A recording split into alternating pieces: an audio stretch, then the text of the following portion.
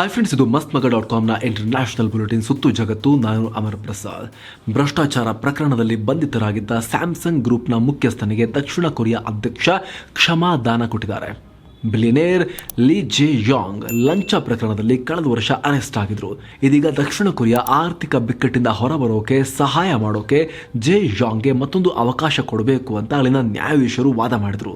ಇದರ ಹಿನ್ನೆಲೆಯಲ್ಲಿ ಅವರ ಮೇಲೆ ವಿಧಿಸಿದ್ದ ಶಿಕ್ಷೆ ಹಾಗೂ ನಿರ್ಬಂಧವನ್ನು ತೆಗೆದುಹಾಕಿ ಸಂಪೂರ್ಣವಾಗಿ ಕೆಲಸಕ್ಕೆ ಮರಳುವಂತೆ ಕ್ಷಮಾದಾನ ಕೊಡಲಾಗಿದೆ. ಇನ್ನು ಇವರ ಜೊತೆಗೆ ಲಾಟಿ ಗ್ರೂಪ್ ಚೇರ್ಮನ್ ಹಾಗೂ ಸ್ಯಾಮ್ಸಂಗ್ ಎಲೆಕ್ಟ್ರಾನಿಕ್ಸ್ನ ವೈಸ್ ಚೇರ್ಮನ್ ಇಬ್ಬರಿಗೂ ಕೂಡ ಅಧ್ಯಕ್ಷೀಯ ಕ್ಷಮಾದಾನ ಸಿಕ್ಕಿದೆ ಅಂತ ಹೇಳಲಾಗಿದೆ. ಅಂದಹಾಗೆ ಭ್ರಷ್ಟಾಚಾರದ ಅಪರಾಧಗಳಲ್ಲಿ ಸಿಲುಕಿರೋ ದೊಡ್ಡ ದೊಡ್ಡ ಉದ್ಯಮಿಗಳನ್ನು ಬಿಡಿಸುವುದು ದಕ್ಷಿಣ ಕೊರಿಯಾದಲ್ಲಿ ಸಂಪ್ರದಾಯ ಥರ ಆಗಿ ಹೋಗಿದೆ. ಇನ್ನು ಈ ಸ್ಯಾಮ್ಸಂಗ್ ಅಂತೂ ದಕ್ಷಿಣ ಕೊರಿಯಾದ ಅತಿ ಪ್ರಮುಖ ಮಲ್ಟಿನ್ಯಾಷನಲ್ ಕಂಪನಿ. ಇದು ವಿಶ್ವದಲ್ಲೇ ಅತ್ಯಂತ ಪ್ರಮುಖ ಮಲ್ಟಿನ್ಯಾಷನಲ್ ಕಂಪನಿ. ದಕ್ಷಿಣ ಕೊರಿಯಾದಲ್ಲಂತೂ ಅಲ್ಲಿನ ಆರ್ಥಿಕತೆಗೆ ದೊಡ್ಡ ಕೊಡುಗೆಯನ್ನು ಕೊಡುತ್ತೆ. 2021ರಲ್ಲಿ $244.3 ಬಿಲಿಯನ್, ಅಂದರೆ ಸುಮಾರು $19.3 ಲಕ್ಷ ಕೋಟಿ ರೆವೆನ್ಯೂ ಹೊಂದಿತ್ತು. ಇದು 2020ಕ್ಕೆ ಹೋಲಿಸಿದ್ರೆ 22% ಏರಿಕೆ ಕಂಡಿದೆ. ಅಲ್ಲದೆ ದಕ್ಷಿಣ ಕೊರಿಯಾದ GDPಗೂ ಅತಿ ಹೆಚ್ಚಿನ ಕೊಡುಗೆಯನ್ನು ಬರೀ ಈ ಸ್ಯಾಮ್ಸಂಗ್ ಕಂಪ್ನಿ ಒಂದೇ ಕೊಡುತ್ತೆ. 2021ರಲ್ಲಿ ದೇಶದ ಒಟ್ಟು GDPಯಲ್ಲಿ ಸ್ಯಾಮ್ಸಂಗ್ ಗ್ರೂಪ್ನ ಕೊಡುಗೆ ಎಷ್ಟಿತ್ತು ಗೊತ್ತಾ? ಬರೀ ಒಂದು ಕಂಪನಿದು ದಕ್ಷಿಣ ಕೊರಿಯಾದಂತಹ ಶ್ರೀಮಂತ ರಾಷ್ಟ್ರದಲ್ಲಿ 20.3% ದೇಶದ GDPಗೆ ಕೊಡುಗೆಯನ್ನು ಒಂದು ಕಂಪನಿ ಕೊಡುತ್ತೆ, ಸ್ಯಾಮ್ಸಂಗ್. ಹೀಗಾಗಿ ಏನೇ ಆರೋಪ ಇದ್ರೂ ಕೂಡ, ಅಪರಾಧ ಸಾಬೀತಾಗಿದ್ರೂ ಕೂಡ ಇದರ ಮುಖ್ಯಸ್ಥರ ತಪ್ಪನ್ನು ಕ್ಷಮಾದಾನ ಮಾಡೋ ಮೂಲಕ ದಕ್ಷಿಣ ಕೊರಿಯಾ ಹೊಟ್ಟೆಗೆ ಹಾಕೊಳ್ಳೋದು ಅಂತಾರಲ್ಲ, ಆ ಥರ ಮಾಡಿದೆ.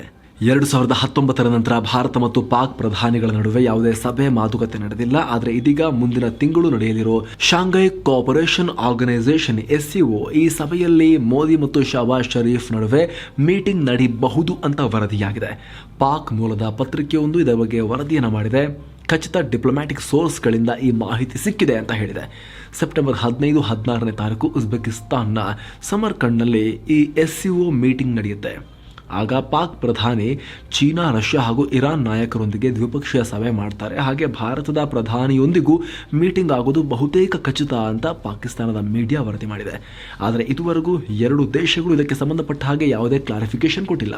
ಅಂದ ಹಾಗೆ ಈ SCO ಒಂದು ಯುರೇಷಿಯನ್ ಗುಂಪಾಗಿದ್ದು ಇದರಲ್ಲಿ Bharat, Russia, China, Pakistan, Kazakhstan, ಉಜ್ಬೆಕಿಸ್ತಾನ್, Kyrgyzstan ಮತ್ತು ತಜಿಕಿಸ್ತಾನ್ ಸೇರಿ ಒಟ್ಟು 8 ಮೆಂಬರ್ ಕಂಟ್ರಿಗಳಿವೆ. ಇದರಲ್ಲಿ ಚೀನಾ ಪ್ರಭಾವ ಸ್ವಲ್ಪ ಜಾಸ್ತಿ ಇದೆ. ಚೀನಾ ಇದರ ಮೇನ್ ಪ್ರಾಯೋಜಕ ದೇಶ.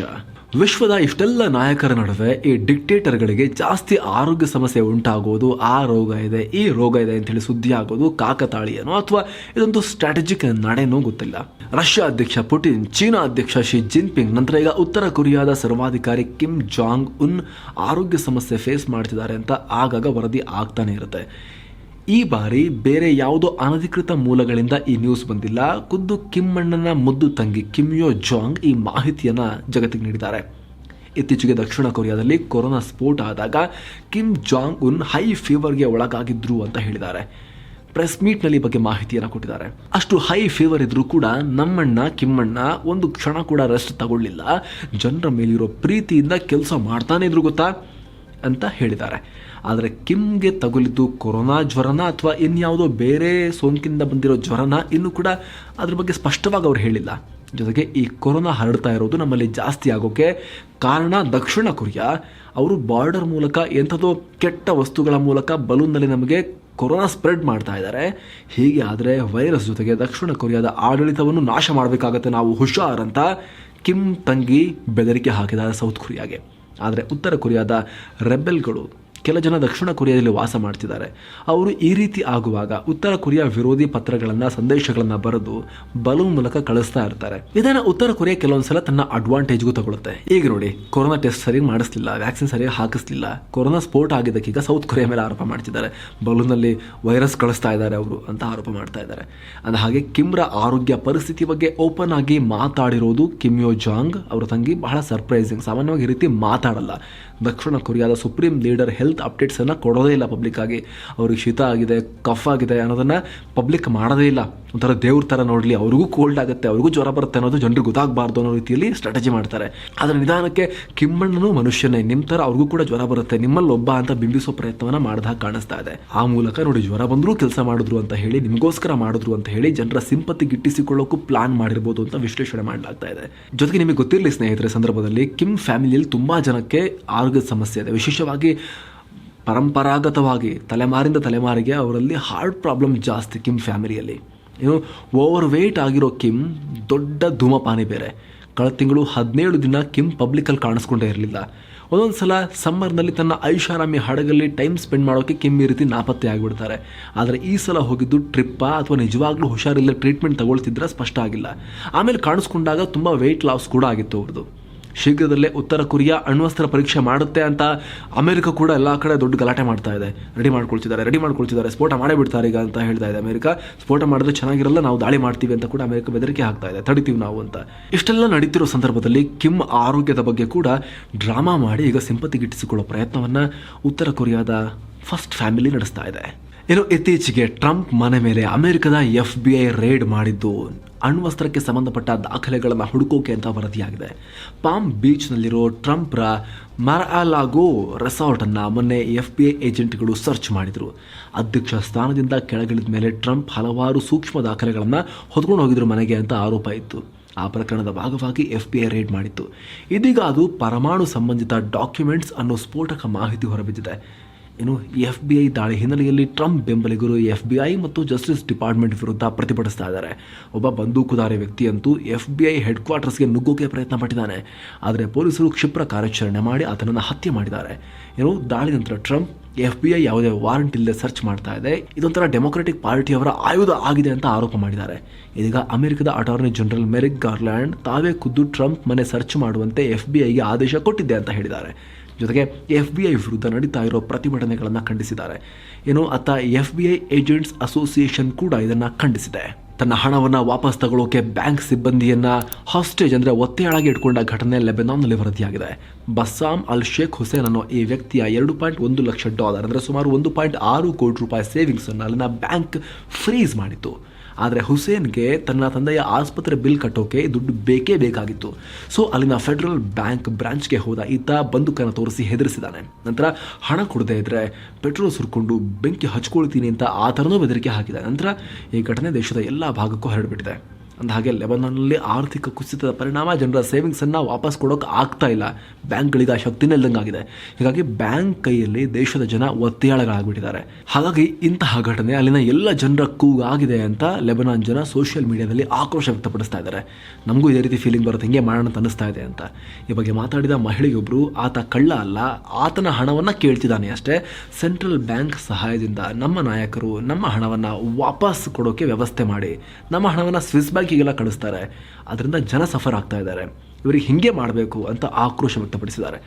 ಹಾಗೆ ಆರ್ಥಿಕ ಬಿಕ್ಕಟ್ಟಿಂದ ಕೇವಲ ಲಿಮಿಟೆಡ್ ಹಣವನ್ನು ಬ್ಯಾಂಕ್ನಿಂದ ವಾಪಸ್ ಪಡೆಯೋಕೆ ಬ್ಯಾಂಕ್ಗಳು ಒಪ್ಪಿಗೆ ಕೊಡ್ತಾ ಇವೆ.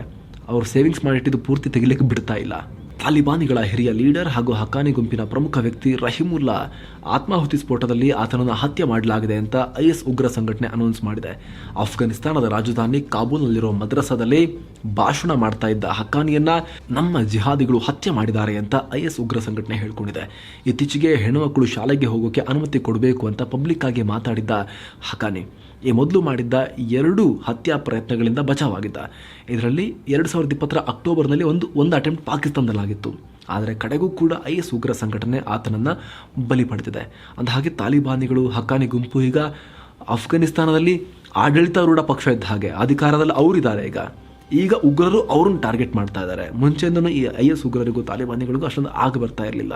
ಈಗ ಆ ಕಾಳಗ ನೆಕ್ಸ್ಟ್ ಲೆವೆಲ್ಗೆ ಹೋಗ್ತಾ ಇದೆ. ಅಲ್ಲಿ ಬ್ರಿಟನ್ ಮುಂದಿನ ಪ್ರಧಾನಿಯಾಗೋಕೆ ರೇಸ್ನ ಅಂತಿಮ ಘಟ್ಟದಲ್ಲಿರೋ ಮಾಜಿ ಹಣಕಾಸು ಮಂತ್ರಿ ರಿಷಿ ಸುನಾಕ್ ಹೊಸ ಯೋಜನೆಯೊಂದನ್ನು ಅನೌನ್ಸ್ ಮಾಡಿದ್ದಾರೆ. ವ್ಯಾಟ್ ಅಂದರೆ ವ್ಯಾಲ್ಯೂ ಆ್ಯಡೆಡ್ ಟ್ಯಾಕ್ಸ್. ನಮ್ಮಲ್ಲೂ ಕೂಡ ಬಹಳ ಮುಂಚೆ ವ್ಯಾಟ್ ಇತ್ತು, ಈಗೆಲ್ಲ ಯೂನಿಫಾರ್ಮ್ ಆಗಿ GST ಮಾಡಿದ್ದಾರೆ. ಮುಂಚೆ ವ್ಯಾಟ್ ಇತ್ತು, ಅಲ್ಲೂ ವ್ಯಾಟ್ ಇದೆ, ವ್ಯಾಲ್ಯೂ ಆ್ಯಡೆಡ್ ಟ್ಯಾಕ್ಸ್. ಅದನ್ನು ಕಡಿಮೆಗೊಳಿಸೋ ಪ್ರಸ್ತಾವ ಇಟ್ಟಿದ್ದು. ಈ ಮೂಲಕ ಕರೆಂಟ್ ಬಿಲ್ಗಳಲ್ಲಿ $244 ಅಂದರೆ ಸುಮಾರು 19,000 ರೂಪಾಯಿ ಉಳಿತಾಯ ಮಾಡ್ಬೋದು ಅಂತ ಹೇಳಿದ್ದಾರೆ.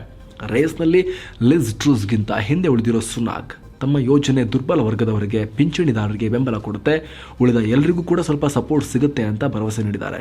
ಬಹುಶಃ ಮಿಸ್ಟರ್ ಸುನಾಕ್ ಈ ಕರೆಂಟ್ ಫ್ರೀ ಕೊಡೋ ವಿಚಾರಕ್ಕೆ ಸಂಬಂಧಪಟ್ಟ ಹಾಗೆ, ಕರೆಂಟ್ ಬಿಲ್ ಕಮ್ಮಿ ಮಾಡೋ ವಿಚಾರಕ್ಕೆ ಸಂಬಂಧಪಟ್ಟ ಹಾಗೆ ಭಾರತದ ಡೆಲ್ಲಿ ಮುಖ್ಯಮಂತ್ರಿಯಿಂದ ಸ್ಫೂರ್ತಿ ಪಡೆದಿರ್ಬೋದೇನೋ. ತೈವಾನ್ ಚೀನಾ ಬಿಕ್ಕಟ್ಟು ಮುಂದುವರೆದಿದೆ. ಇದೀಗ ಸ್ವಯಂ ಆಡಳಿತ ಹೊಂದಿರೋ ದ್ವೀಪ ತೈವಾನ್ ಸೇನಾ ಅಭ್ಯಾಸ ನಡೆಸಿದೆ ಅಂತ ವರದಿಯಾಗಿದೆ.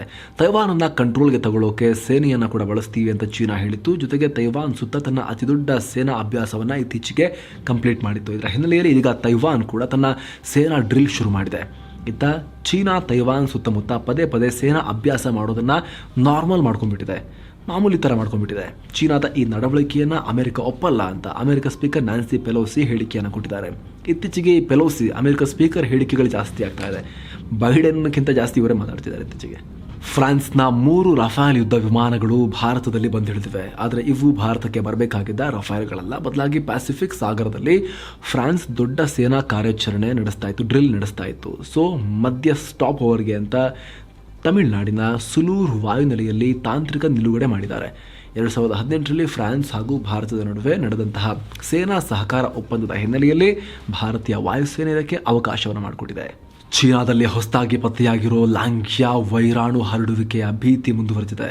ಅನೇಕ ಜನ ಈ ವೈರಸ್ಸಿಂದ ಅನಾರೋಗ್ಯಕ್ಕೆ ಒಳಗಾಗ್ತಾ ಇದ್ದಾರೆ. ಆದರೆ ಮನುಷ್ಯರಿಂದ ಮನುಷ್ಯರಿಗೆ ಹರಡೋ ಯಾವ ವರದಿಯೂ ಕಂಡುಬಂದಿಲ್ಲ. ಬರೀ ಪ್ರಾಣಿಗಳಿಂದ ಮನುಷ್ಯರಿಗೆ ಬಂದಿರೋದೇ ಜಾಸ್ತಿ ಅಂತ ಹೇಳಿದ್ದಾರೆ ಚೀನಾದವರು. ಚೀನಾದ ಪೂರ್ವದಲ್ಲಿ ಶಾಂಡಾಂಗ್ ಮತ್ತು ಹೆನಾನ್ ಅಂತ ಪ್ರಾಂತ್ಯ ಇದೆ. ಅಲ್ಲಿ 35 ಜನ ಈ ವೈರಸ್ನಿಂದ ತೊಂದರೆಗೊಳಗಾಗಿದ್ದಾರೆ ಅಂತ ವರದಿಯಾಗಿದೆ. ಏನು ಜಗತ್ತಲ್ಲಿ ಇನ್ನೂ ಏನೆಲ್ಲ ನಡೀತಾ ಇದೆ ಅಂತ ಕ್ವಿಕ್ ಆಗಿ ರೌಂಡ್ ಅಪ್ನಲ್ಲಿ ನೋಡ್ಕೊಂಡು ಬರೋಣ. ಪ್ರಸಿದ್ಧ ಜಾನ್ಸನ್ ಬೇಬಿ ಪೌಡರ್ ಇನ್ಮೇಲೆ ಸಿಗಲ್ಲ ಅಂತ ಜಾನ್ಸನ್ ಅಂಡ್ ಜಾನ್ಸನ್ ಕಂಪನಿ ಹೇಳಿದೆ. ಜಗತ್ತಿನಾದ್ಯಂತ ಇದರ ವಿರುದ್ಧ ಕಂಪ್ಲೇಂಟ್ಸ್ ಜಾಸ್ತಿ ಆಗಿದ್ದರಿಂದ ಈ ರೀತಿ ಮಾಡಲಾಗಿದೆ ಅಂತ ಕಂಪನಿ ಹೇಳಿದೆ.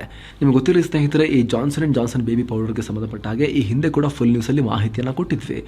ಅಮೆರಿಕ ಸೇರಿದಂತೆ ಹಲವು ರಾಷ್ಟ್ರಗಳಲ್ಲಿ ಈ ಹಿಂದೆ ಆರಂಭಿಕ ವರ್ಷನ್ಸಲ್ಲಿ ಹಲವು ದಶಕಗಳ ಮುಂಚೆ ಒಂದು 50-60 ವರ್ಷದ ಹಿಂದೆ ಈ ಪೌಡರ್ಗಳನ್ನು ಬಳಸಿದವರಿಗೆ ಆರೋಗ್ಯದ ಸಮಸ್ಯೆ ಆಗಿತ್ತು, ಕೆಲ ಮಕ್ಕಳಿಗೆ ಕ್ಯಾನ್ಸರ್ ಕೂಡ ಆಗಿತ್ತು ಅಂತ ಕಂಪ್ಲೇಂಟ್ ಕೊಟ್ಟು ಕೋಟ್ಯಾಂತರ ರೂಪಾಯಿ ಪರಿಹಾರವನ್ನು ಕೂಡ ಕೊಡಬೇಕಾಗಿ ಬಂದಿತ್ತು ಈ ಕಂಪನಿ. ಇತ್ತೀಚಿನ ದಿನಗಳಲ್ಲಿ ಈ ಪೌಡರಲ್ಲಿ ಏನೂ ಪ್ರಾಬ್ಲಮ್ ಇಲ್ಲ, ಸೇಫ್ ಇದೆ ಅಂತ ಅಮೆರಿಕದ ಪ್ರಾಧಿಕಾರಗಳೇ ಅನುಮತಿಯನ್ನು ಕೊಟ್ಟಿದ್ವು. ಆದರೂ ಕೂಡ ಈ ಕಂಪ್ಲೇಂಟು ಕಾಟಾ ಕಂಪನಿ ಜಾಸ್ತಿ ಆಗಿದ್ದರಿಂದ ಈಗ ಪೌಡ್ರೇ ಇನ್ನು ಮುಂದೆ ಸಿಗಲ್ಲ ಅಂತ ಹೇಳ್ತಾ ಇದ್ದಾರೆ. ಇನ್ನು ಅಮೆರಿಕದಲ್ಲಿ ಮಧ್ಯಂತರ ಚುನಾವಣೆ ಬರ್ತಾ ಇರೋ ಹಿನ್ನೆಲೆಯಲ್ಲಿ ಟ್ವಿಟರ್ ಎಲೆಕ್ಷನ್ ಮಿಸ್ಇನ್ಫಾರ್ಮೇಷನ್ ನಿಯಮಗಳನ್ನು ಮತ್ತೆ ಜಾರಿಗೆ ತರುತ್ತೆ ಅಂತ ಅನೌನ್ಸ್ ಮಾಡಿದೆ. ಅಂದರೆ ಸುಳ್ಳು ಪ್ರಚಾರ ಮಾಡೋದನ್ನು ತಡಿತೀವಿ ಅಂತ.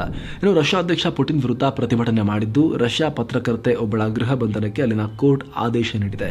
ಇನ್ನು ಅಬಾರ್ಷನ್ ಪ್ರಕರಣವೊಂದಕ್ಕೆ ಸಂಬಂಧಪಟ್ಟ ಹಾಗೆ ಚಾಟ್ ಒಂದನ್ನು ಶೇರ್ ಮಾಡ್ತೀವಿ ಅಂತ ಫೇಸ್ಬುಕ್ ಹೇಳಿರೋದು ಈಗ ಅಮೆರಿಕದಲ್ಲಿ ಭಾರಿ ಆಕ್ರೋಶಕ್ಕೆ ಕಾರಣ ಆಗಿದೆ. ಇನ್ನು ಚೀನಾದ ಇ ಕಾಮರ್ಸ್ ಕಂಪನಿ ಅಲಿಬಾಬಾ 3 ತಿಂಗಳಲ್ಲಿ ಸುಮಾರು 10,000 ಉದ್ಯೋಗಿಗಳನ್ನ ಕೆಲಸದಿಂದ ವಜಾ ಮಾಡಿದೆ ಅಂತ ವರದಿಯಾಗಿದೆ. ಇನ್ನು ಯುಕ್ರೇನ್ನ ಜಪೋರಿಜಿಯಾ ಪರಮಾಣು ಸ್ಥಾವರದ ಬಳಿ ನಡೀತಾ ಇರೋ ಎಲ್ಲ ಸೇನಾ ಕಾರ್ಯಾಚರಣೆಗಳನ್ನ ಈ ಕೂಡಲೇ ನಿಲ್ಲಿಸಬೇಕು ಅಂತ ವಿಶ್ವಸಂಸ್ಥೆ ಆಗ್ರಹ ಮಾಡಿದೆ.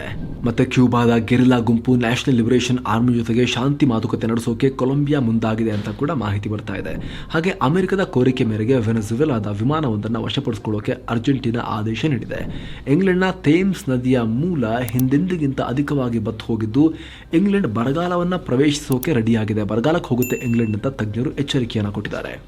ಸೊ ಫ್ರೆಂಡ್ಸ್, ಇದಾಗಿತ್ತು ಇವತ್ತಿನ ಜಗತ್ತಿನ ಸುತ್ತಾಟ. ಮತ್ತೆ ಭೇಟಿ ಆಗ್ತಿರೋಣ. ನಮಸ್ತೆ.